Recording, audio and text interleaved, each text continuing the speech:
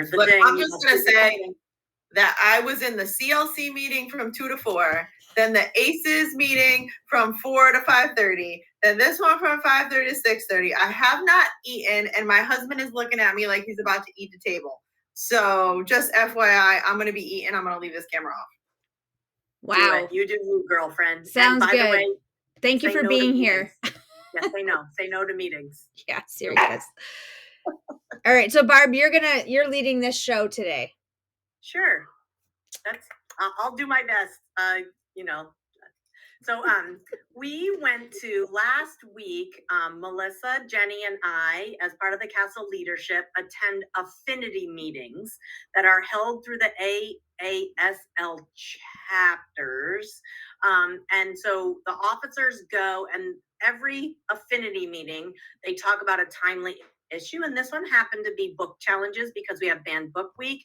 Now, as a membership, we can actually call an affinity meeting. If there's something going on in Connecticut that we wanted or needed help with, we would just go to the chapter leadership. We would ask for an affinity meeting, and they would do the work and gather the presidents of all the states, the AASL president, and whoever could attend for us as far as support from ALA. And then we could have this affinity meeting, discuss and get ideas for our issue. So those are things that are going on, and you'll hear more about this as we talk. Texas is having an incredible challenge, for lack of a better word, but they are having parent groups just walk into libraries and pull out titles of books and say, we challenge this, we challenge that. Pennsylvania also having parent groups or community groups just walk in and say, we'd like to challenge these materials. I think in Connecticut, I feel it coming. I'll be honest, I feel it coming. And so the materials they gave us really focused around what ALA, because the support is going to come from ALA, the OIF, Office of Intellectual Freedom. So I'm going to share the resources they gave to us last week.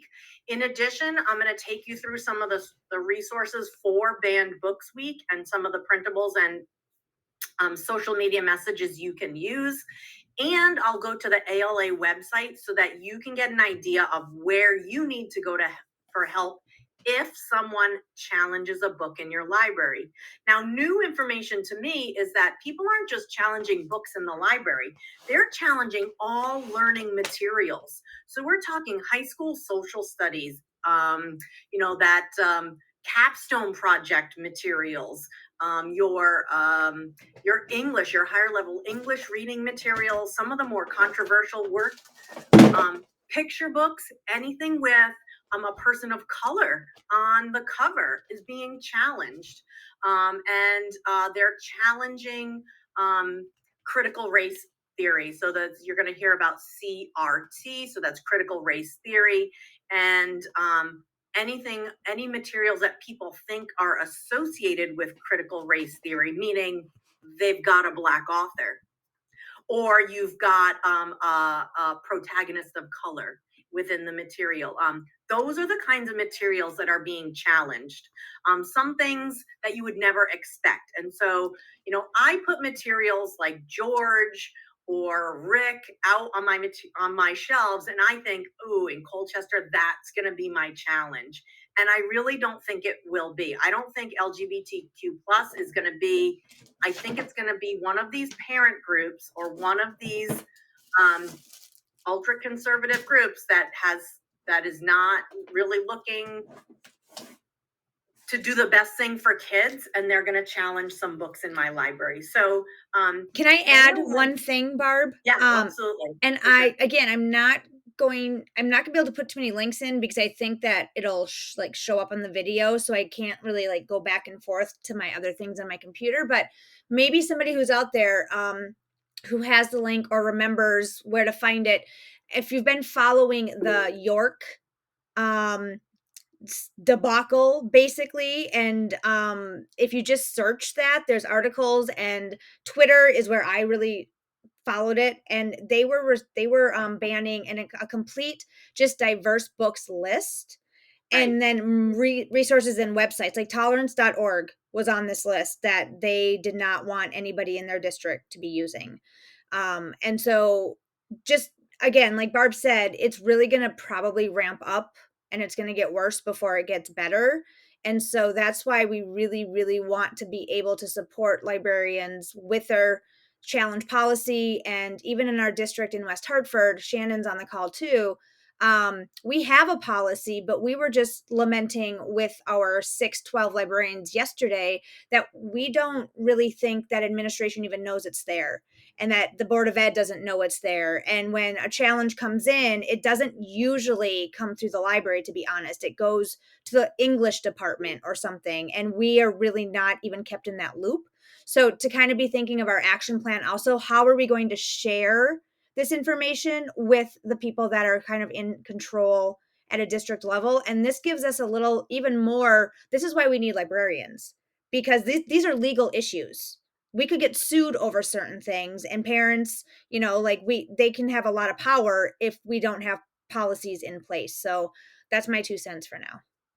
Yeah, and you just want to be aware of the Library Bill of Rights. I mean, so all of these pages are right together in a paper manual on my desk. Yes, I have digital copy, but it is very effective when somebody walks in and I can pull out this binder and say, here's why I have this book in my library, and here's why we have a very specific selection policy in Colchester, and here's the reviews, and here's why it's here, and here's why it's appropriate, and here's what you would do if you truly want to challenge it. I'm not just pulling it off the shelf. And a lot of people believe, these groups maybe believe, that all they have to do is say, I challenge it, take it out, and then that's it. It's coming off the shelf. That book remains on the shelf until the review, and there's a procedure that could be lengthy. Nobody says it has to be a quick read, right? And so we have a library advisory board, and everybody, including the person who challenges the book, reads the book. And then we have a book club about the book, and then we get to discuss the book, and we get to look at the reviews of the book, and it's not a short process. So sometimes if people are informed of that lengthy process, it's not the right thing to do, but for sure it changes their mind. But what we're hearing in the news and why people are challenging these materials in the news, they're not going to go away that quickly. They're going to pursue. They're going to be on that. They're going to send it to the 5 o'clock news. It's coming. So that's why we want to make sure that as librarians, your policies and where all of these materials are. You know what to say, you know what to do.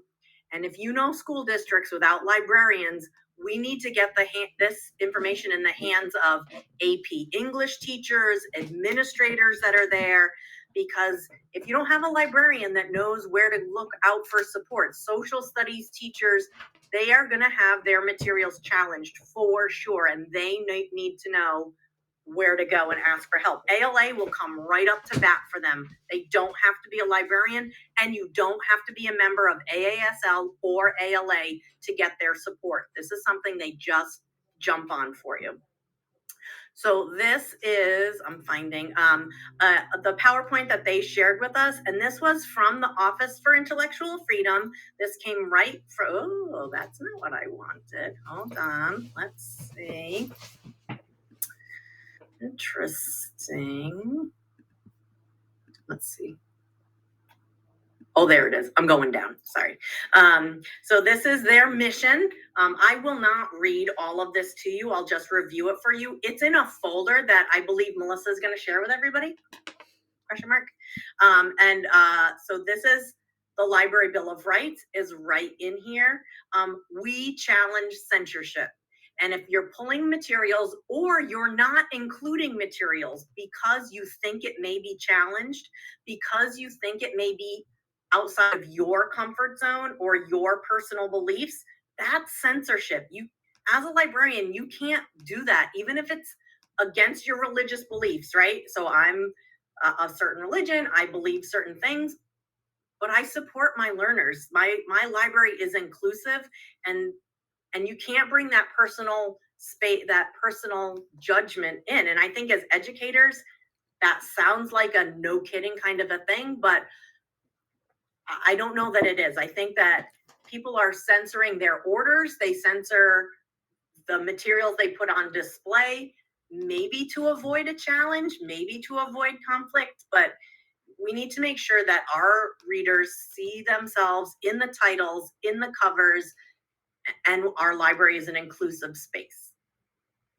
ALA provides all sorts of challenge support, and they will come to you wherever you need to be met, right? So anything you talk about to them is confidential. They present formal letters. They have lawyers. They have media representatives. They will draft position statements for you. They look at your specific audience, because a Connecticut audience in media will be very different than a Texas audience in media. And so they will talk to you and guide you through this process. Emotional encouragement, because this is going to be a little unnerving. This is going to be a little self-doubt, and you're going to think, I can't do this, but for sure, you have this whole team back behind you with the ALA, Office for Intellectual Freedom. So we definitely need to report anything, and you can just go to the website, ala.org/challenge reporting. It can be reported anonymously, or it can be reported with your email address.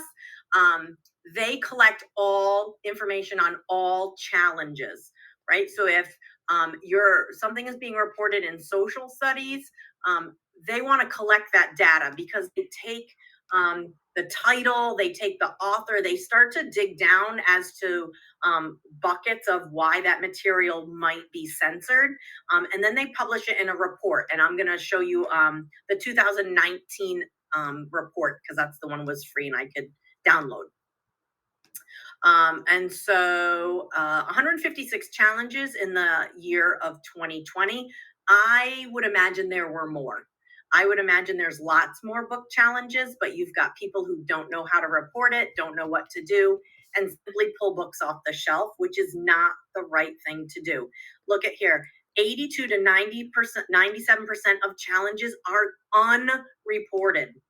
So that means, I'll give you an example.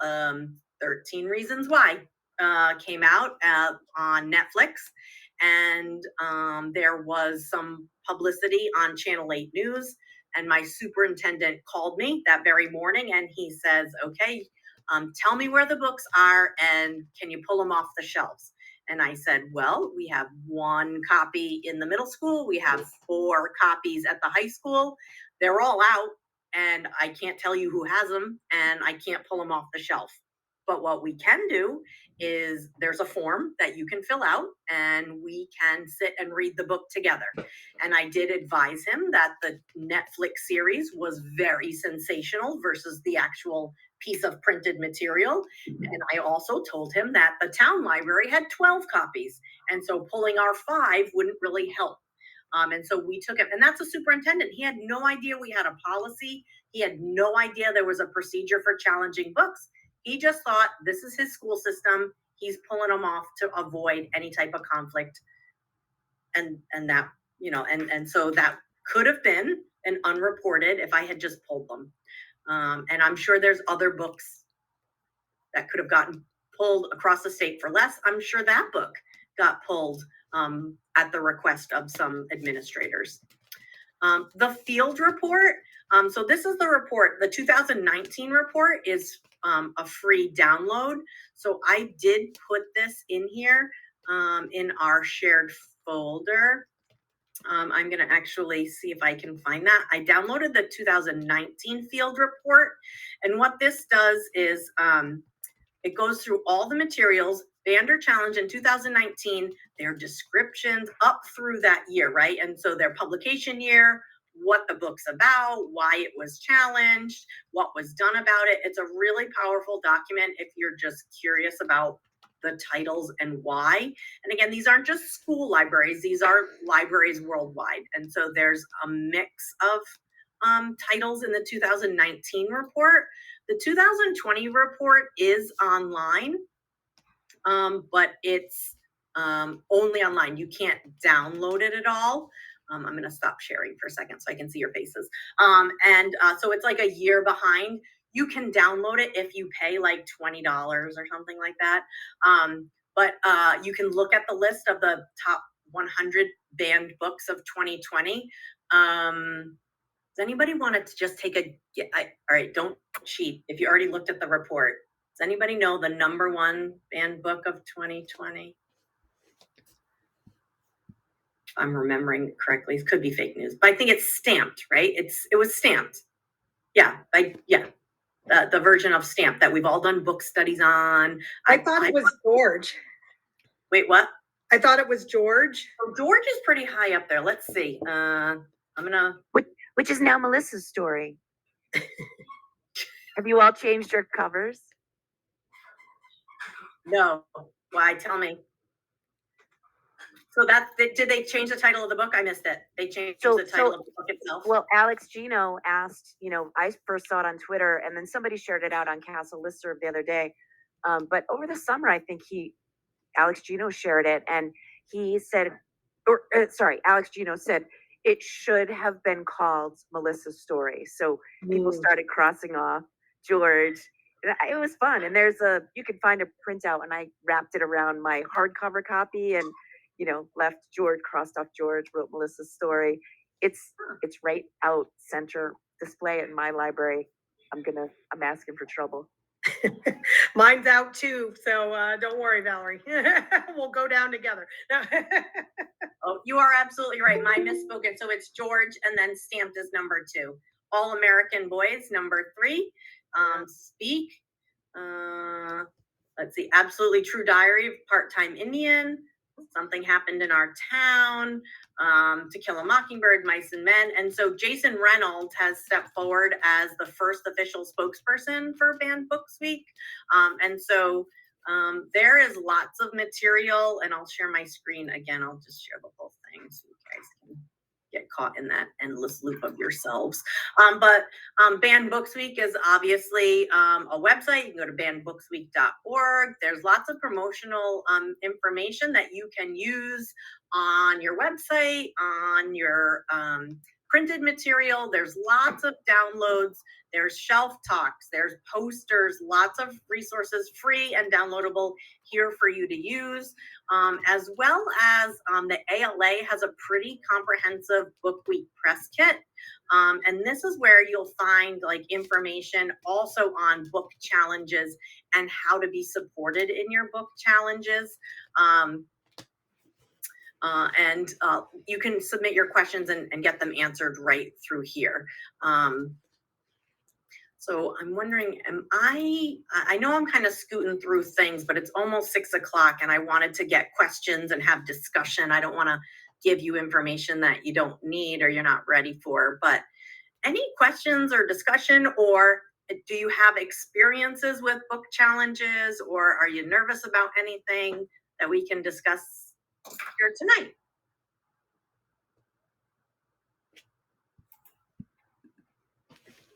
Or how many of you actually have a policy that you know how to find it, where it's located? How many of you do not have any idea about your policies? Turn your mic on and tell us one or the other. Maria? No idea. And I guess we've not had any kind of requests for any kind of taking books off shelves or books not to read. So we haven't had any issues with that. But yeah, knowing if and where there might be a policy would be a good thing. And are you? I had no idea either.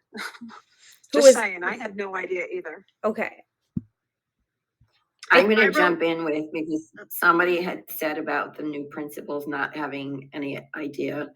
We're working on our policy right now. We got the rainbow books in the spring. And it was actually a faculty member that went to the board with that. I think when we had a challenge, which is about 20 years ago, we had principals that understood and realized what was happening. I'm not sure that we have that now. And where are you, Mary Lee? Torrington. Okay. Me and Mary Lee are together in Torrington. Oh, nice. Well, and I wrote one of the a questions. policy a long time ago at a previous job. I've been in my new position.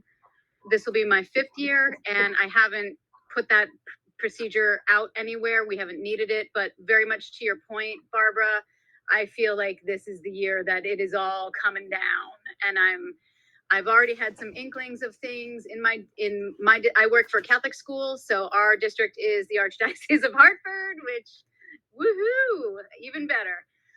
So I'm trying to get prepared, and I have that policy. I spoke to my principal, talked to her about it, and she was very supportive and encouraging. And I said, I'm going to tweak it for this school, and I'm going to link it up to my website so it's out there just in case. So that's where I'm at. That's awesome. Can I ask a follow-up question, Kristen? Sure. So as a Catholic school, is there anything in any of your collection development policy, if it exists, that excludes you from purchasing certain books such as LBGTQ? Because I know I was doing some work with some Catholic schools in Minnesota, and that was a concern that I was not allowed to add any books with a character who was one of those identifications into their library. That's one of my main concerns right now, because I don't have a specific policy that aligns with Catholic doctrine.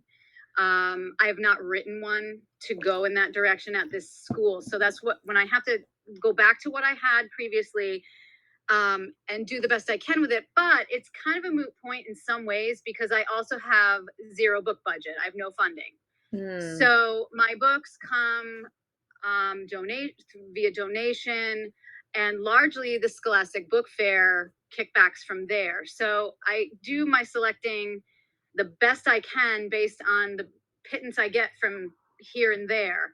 And I try to go with whatever, and I purchased the Nutmeg books myself out of my own personal money to put them on the shelf, because I was on the Nutmeg committee previously, and to me, that's an important thing. And if there are characters with LGBT backgrounds, I don't care right now.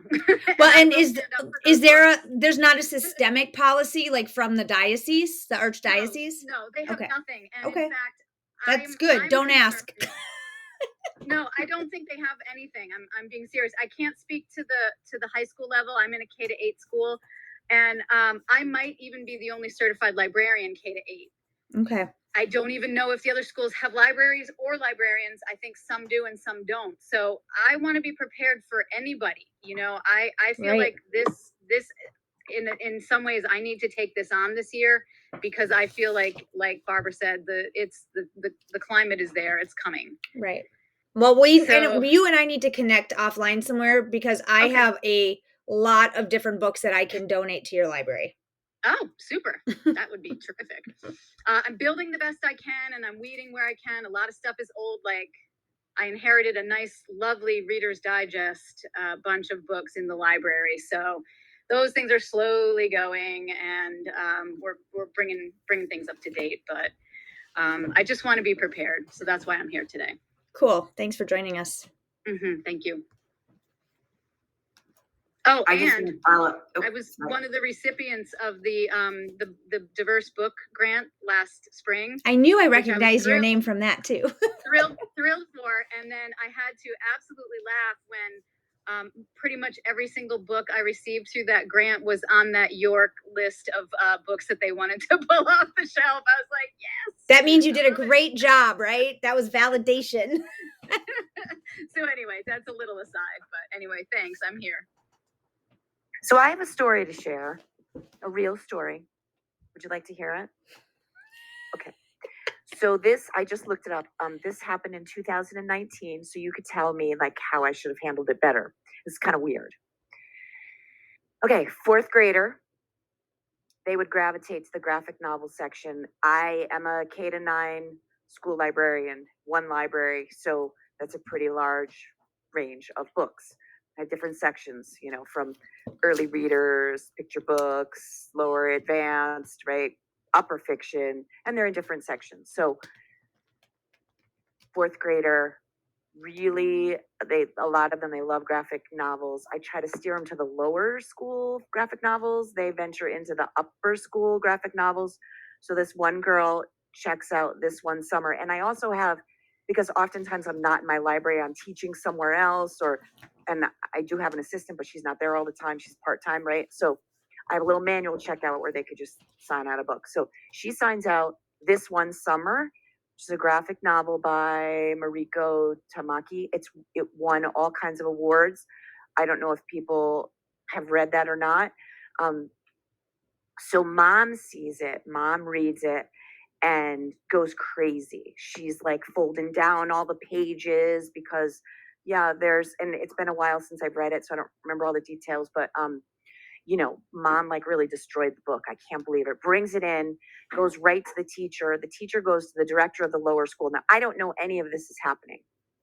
They then have in the lower school with all the homeroom teachers have a discussion with the director of the lower school about this book. And they're like all, oh my God, I can't believe, you know, she took this book out, blah, blah, blah. And so I wasn't even included in the discussion. So I have a policy. I need to be more familiar with it, especially in this climate that we're in. So I was like, you know, I hadn't read it at that point. So I just kind of put it aside, checked it out, held on to it, finally read it. And it was the spring. So I didn't put it back on the shelf. So bad me, bad, right? And then the next year, like after I read it, I was like, well, this is a great book. So I just put it back on the shelf. And the girl the next year, she saw it on the shelf and she's like, I thought you were supposed to take this off. And I was like, well, I read it and it's a really good book. It's won all sorts of awards and it's in the upper school section of our library. And so it's there and it kind of died. That was it. So I welcome suggestions of how I should have handled this better, like known the child. But again, it wasn't brought to me. They all discussed it without. I was teaching classes, and they all discussed it and were like outraged by it and everything. So, I mean, I am much more careful. And tell me if I'm wrong, please, or if I should be doing something differently. But I have YA stickers on books that are meant for our ninth graders, right? Because we have ninth graders in my school. And I don't let like my fourth and fifth graders take out a book that's got a YA. I'll just say, hey, have a conversation with your parents and let them talk to me or send me an email that says it's fine for you to check out this book. So that's kind of the way I've been dealing with it. And part of me, I don't want to limit what my elementary kids can take out because I also live with a man who remembers he was a second grader reading adult war books, World War II books. It was his passion. And he still remembers that his librarian wouldn't let him take out, but he read it and understood it in second grade. So please fire away. I'm going to be quiet now. So I want to just chime in for a couple of points that I kind of do something similar, Val. I am a 6 to 8, but there are some books that are a little more high school skewed in my library, and I also use the YA sticker on the top of the spine. And I do talk to the students. I never tell a student they cannot check out a book. I say pretty much exactly what you said. I said this is YA, meaning it's for probably 8th grade and older. There might be some content you're not comfortable with or ready for. I said you have to know yourself as a reader, and your family has to be comfortable with you reading this. And if a student says something like if a student of mine had said what your student said about, I thought that book was supposed to be off the shelf, my response is always, I am not allowed to take it off the shelf, but you do not have to choose to check it out. I said somebody else might be wanting to read that book and it might be okay for that one person. And then I tell a little bit about censorship, a little bit, I don't go, it depends on who it is and what the situation is. But I think that is one way that we can handle some of the pushback that we get just informally from a student or a teacher or a parent. And like you said, we need to become more familiar with our policies. We need to make sure that we are known in the district to be, we need to be included, even if it's not happening through the library, but if it's happening through the English department or the social studies department or whatever it might be, because I bet in some situations, and Maria, I'm kind of connecting to something you said too. You had said your school had never really had a challenge, but I mean, how do you know for sure? Maybe it could have happened in a department that you were never really made aware of. And that was something that happened at our school last year. There was a parent who fought back against every title that was in the language arts curriculum because she was angry that it was always Black protagonists and it was always about white people killing Black people was always her argument. Always. I mean, and the English teacher in 8th grade had such a stressful year because every day basically there would be an email. And so we need to insert ourselves into departments. We need to make sure that we are proactive and we send out our policy at the beginning of a year, try to get onto a staff meeting if we are allowed, and big pie in the sky, even a board meeting during this month because of Banned Book Week. And maybe we could ask to do a mini presentation for the Board of Education if we are prepared and ready to do that. And I would say maybe next year that could be a goal for CASL to have like a presentation that we could share with members that they can then take to their Board of Ed and ask to be invited to speak. So that's all I'll say for now. Hopefully I addressed a couple of your questions. Oh my gosh, Jillian has her hand up.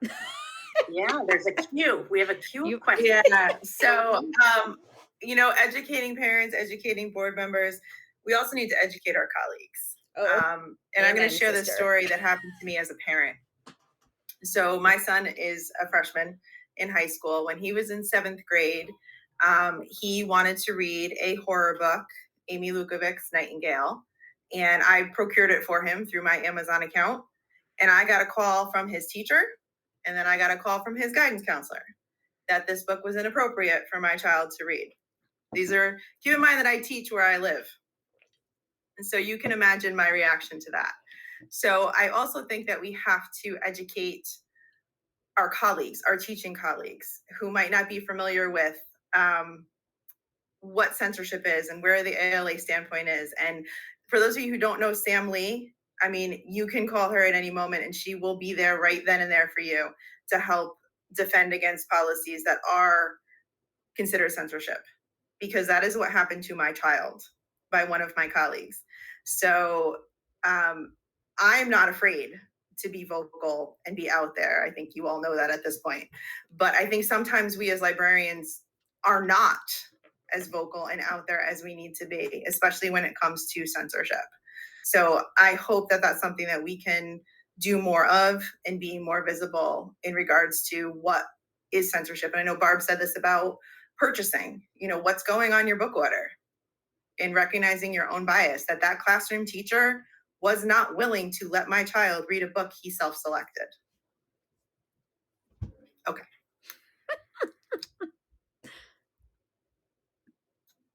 Mary Lee?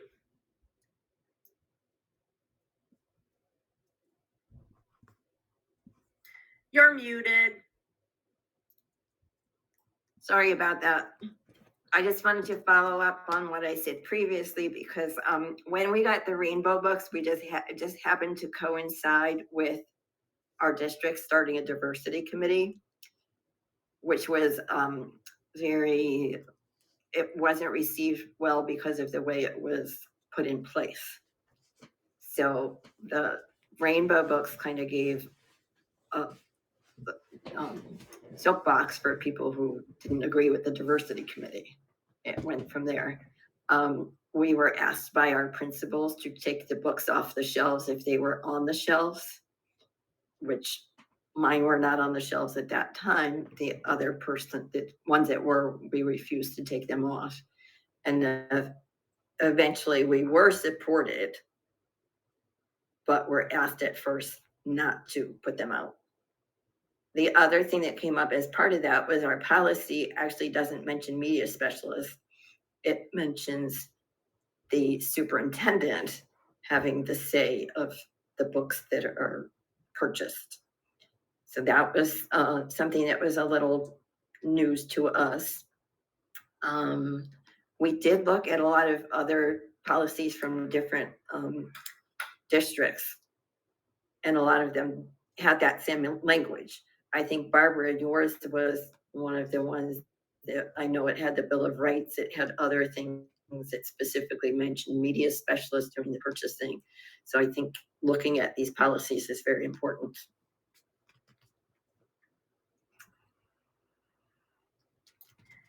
Yes, that's interesting. You say that, like the diversity, right? And so everybody's doing DEI, but not that we don't want to get that diverse. We don't want to be, oh, we want everyone include. Oh, but not them. Like I like, what are you thinking? Like, it's inclusion. Like diversity is diversity. Like, and you can't, just because it's the political thing to do and the Department of Ed said you now have to have this, or because you're receiving federal money, you now have to have this committee, which is why everybody now has a DEI committee, by the way, because they're receiving federal monies. And so when you take money from the federal government or the federal Department of Ed, they have some requirements that go along with that money. And so that's why all of a sudden we all have this, but people have to believe in it. Like, it just can't be the facade of being diverse, right? I mean, people have to literally put their money where their mouth is and bring in these diverse learning materials and teach kids how to select books that are appropriate for them and find themselves in books. And I think, and we're trained professionals, and I worry about those school buildings that don't have trained professionals as far as selection materials, or what happens again when you get a challenge. You can't just take it out of the curriculum. Many schools that we heard from in that call, they're questioning every single piece of teaching material. In fact, there was one state, I forget who it was, that the teaching materials need to be listed item for item by August of that school year. If you don't list the material you're going to use in your classroom. Now, I'm not talking the library. I'm talking about social studies lessons, curriculum, like the articles you're using, the videos you're showing. To be listed. If you don't list it, you can't use it. It was Wyoming, I think. Yeah. So now, like, what happens when there's a national, what happens when there's somebody, current events, rioting or somebody protesting, and you need that article, you can't use it. You can't even use a current event because it's not listed. That's censorship in itself. That's a really great way to censor what information is coming into that school. You're working a year behind. How do you do current events if it has to be listed by August? I don't understand. So if you don't know where your selection policy is, or your challenge policy, or if you don't think you have one, I found ours. So so somebody said theirs was still like microfiche or something. I don't know there, but your district policy. So all of our Board of Ed policies about 5 years ago were digitized, meaning the big binder that I keep in my library, they put through the scanner and it finally was a single PDF. In a PDF, if you're in Adobe, you can Control F in any document, by the way. You can Control F, which is find on a website, Control F it, and find selection. Search for the word selection. Search for the word challenge, Control F challenge in your Board of Ed policies, which are thousands of pages long because they have policies from every, I said F it.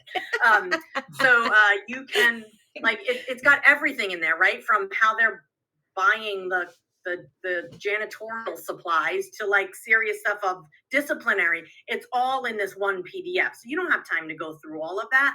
But if you just search for the word library, right? And then you'll find out where all the library intersects with the Board of Ed policy.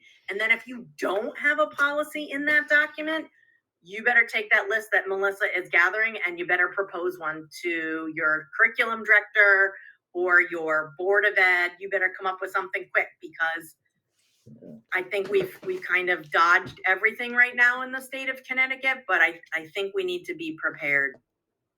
Yeah, right? Spontaneity, that on the point, like, I have a question about this, Mrs. Johnson. Okay, let's just go look it up. Let's go research the answer. Oh, I can't use that website. I didn't put it in my lesson plan a year ago. Like, so crazy.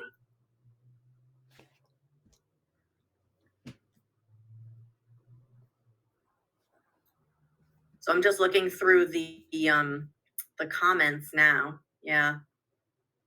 The CABE website. Yeah, I think it's just important to know that, number one, that we're all here together, right? So if somebody, I would love to know if you're having problems, and I'm sure Melissa and Jenny too, like if you're having problems in your library or somebody's challenging a material, even if it's like not getting, a lot of times, and they said a lot of times you'll have a parent challenge a piece of material because it's not right for their kid, but then you just have the discussion. Okay, don't have your kid check it out, right? I got 35,000 books in my library. There's 12 on that particular topic. Let's get them into a different type of book. Don't make me the bad guy. I'm certainly not going to tell them what book they can and can check out. And I'm certainly not going to tell you what they are checking out, right? Because there's there's an expectation of privacy. Even my youngest learners get that. But a lot of times you can kind of resolve that down low at a family level. But for sure, if things start escalating, and a lot of these states, New York and Pennsylvania and in Texas, there's whole groups, parent groups around that, just walking into a library and saying, that's going, that's going, that's going. So, Loretta, you have a question? I do. So thank you for all your dialogue, and I'm listening, and really I appreciate everyone's input. I too just received the Rainbow Books collection for the LGBTQ books, and I'm super excited about it. I have 5th and 6th graders. We have George, or Melissa's story. I'm trying to increase books based on genreification of that community, which I'm super excited about, but I'm also a little worried because I'm not sure how like faculty and parents might feel about it, because I'm the first librarian that's actually starting to implement these books at this level. I'm sure at the high school they have them, but you know, sometimes books become sensitive depending on the age group of the students. Not necessarily from my point of view. I'm just saying from what others have told me, or like how parents feel.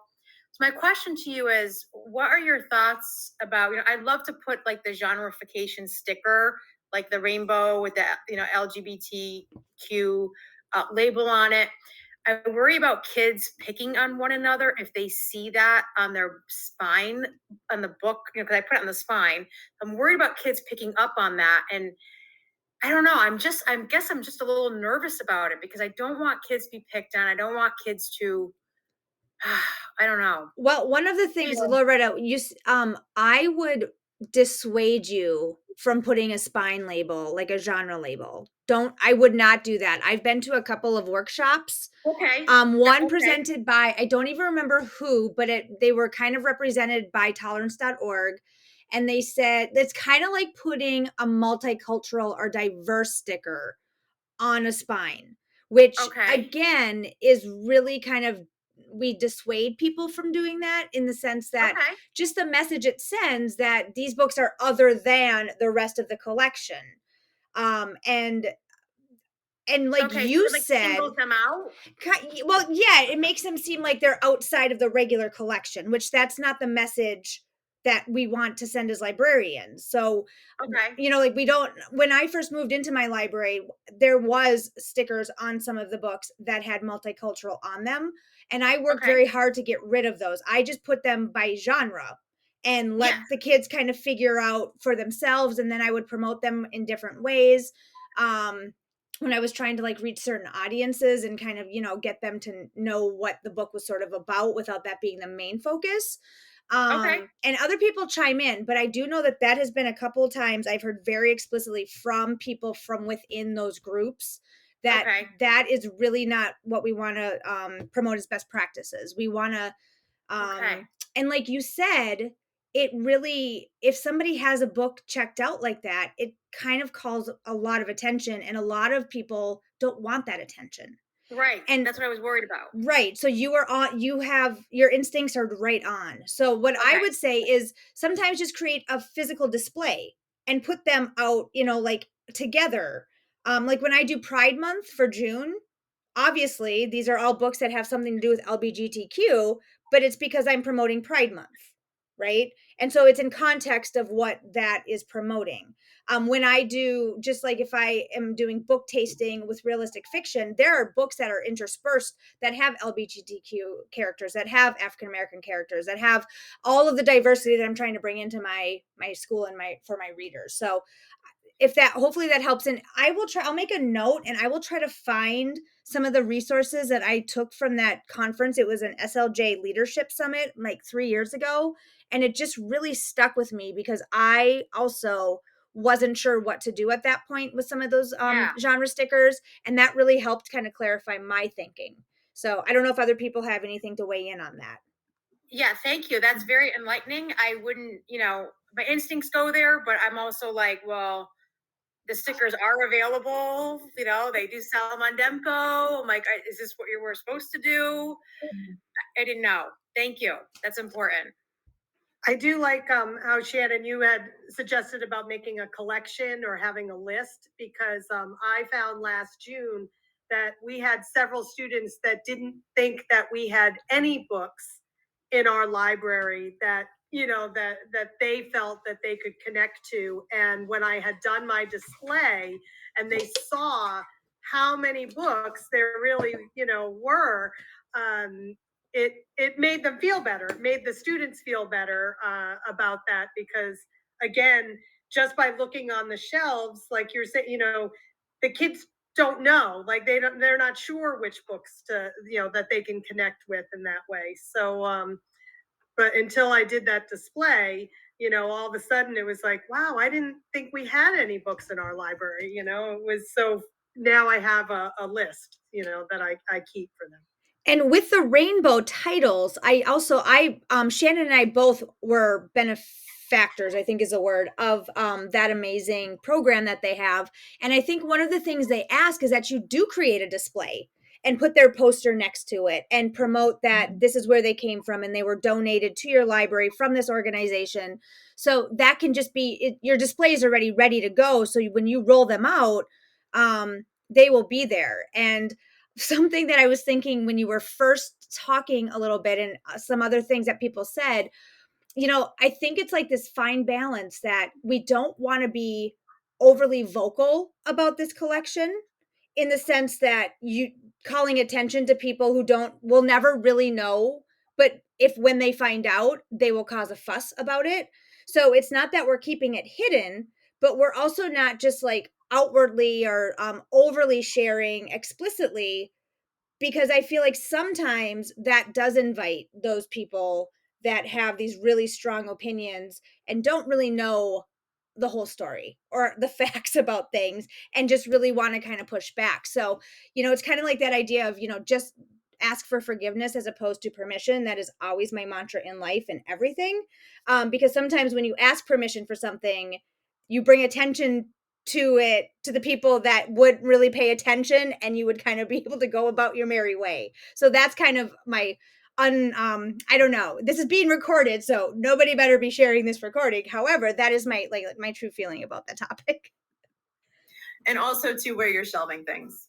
I mean, for us, we were a traditional Dewey library, and slowly but surely trying to undewey things. that, you know, a book on queer history, where do you shelve that? I'm sorry, that's history. It's not queer history, it's history. And so a kid who's looking in the history section who's not seeing their history. So, you know, making those collections in Destiny to make it easier for them to find, but also sometimes looking at where it's being placed in Dewey and saying, nah, no, we're not putting it there. I'm putting it where my kids are gonna find it. And so, you know, I don't have a lot of space for displays, but knowing that if I put it in a certain place, my kids can find it there. Maybe not where Dewey says it's supposed to be, but where my students are going to look for that. So that may help too. That so instead of, you know, putting a spine label on it, instead I'm shelving it in a place that makes sense for my students. So the other thing you want to look at, and we started cleaning up, were our mark records for our 650 tags, right? And so your 650 are your subject headings. So we started changing them from Latino to Latinx. And so it's really going in because some of these kids are not going to come and ask for these books, right? They're just going to maybe go online and look and see if you have any of these books, or if you put LGBTQ plus, like it comes down from the Follett mark record, they might be searching for the word queer, and it's not in there. So you can run reports on what kids are searching for. It does not give you like this kid is searching for this, but you can run reports through Destiny on the keywords they're searching for. And again, they might not even go to a collection. They might not even go that far. They might just be looking from home. And so we just started cleaning up those 650 tags. And you can add them, right? You can, you just go in and start adding tags, and it doesn't have to be suggested, but if you're like, oh, this title would be great for this kid searching about that or reading that, the original mark record might not have that as a subject heading, but for sure you can go in and start marking them. That way, when a kid looks up a specific keyword, they're going to find the books that they're looking for, and then they can confidently just go to the shelf and pick it out instead of like trying to go through the spines or maybe finding it in history.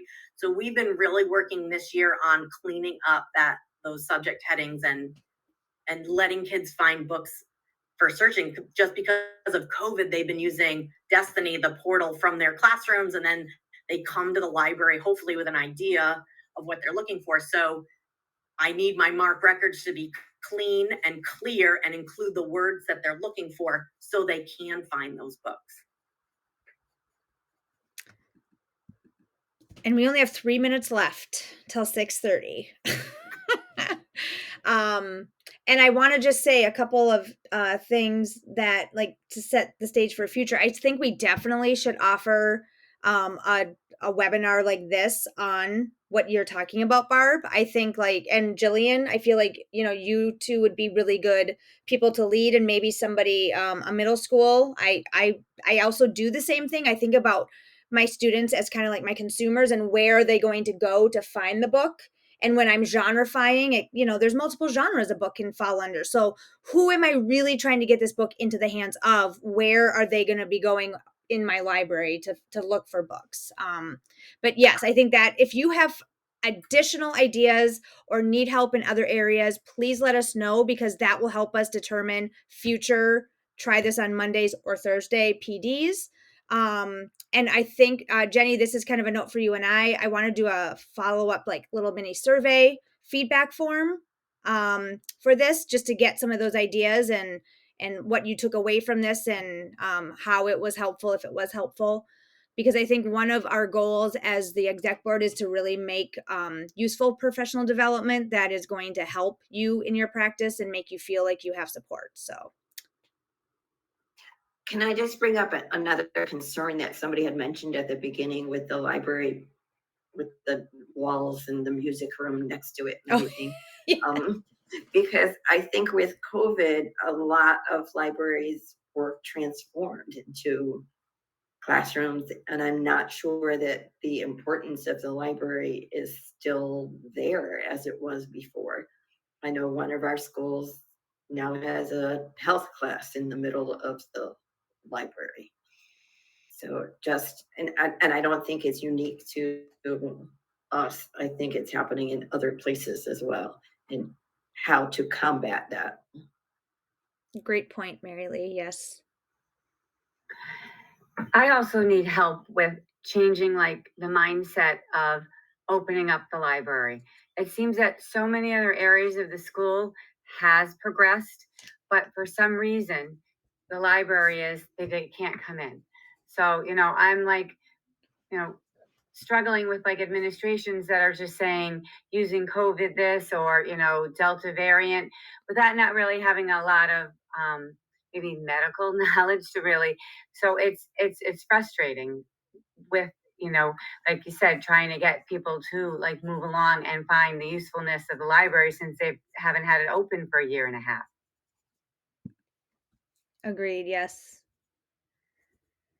And I'm sorry that's happening to you because it's bullshit. But all right, well, I do want to respect everybody's time. It's been a very busy week, I'm sure. Tomorrow's Friday. Yay. So thank you. This was a great conversation. Thank you, Barb, so much for all of your organization and putting together the materials for this. Everybody should have access to the folder. I can put it in the chat one more time if you don't. And like the form too, if you do have a policy, please share, because I think it will just be helpful to kind of see and compare, contrast. And you can't do this work alone. So don't put it all on your shoulders. You have to kind of work with some other people in your district, and you can start with CASL and get some good information and feedback, and then try to bring it to the people who need to hear about it in your district. And this is a long-term goal, really. I would say, like by the end of the year, we want to kind of get our ducks in a row right away, because we are anticipating an uptick in this, but know that it's not going to happen next week, because this does take time. So any last comments, Barb or Jenny?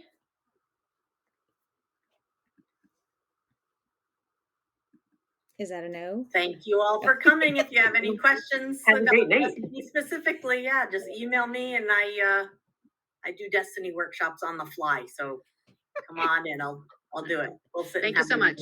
Awesome. Thanks, everybody. Thank you. Bye, Thank everybody. you. Bye-bye.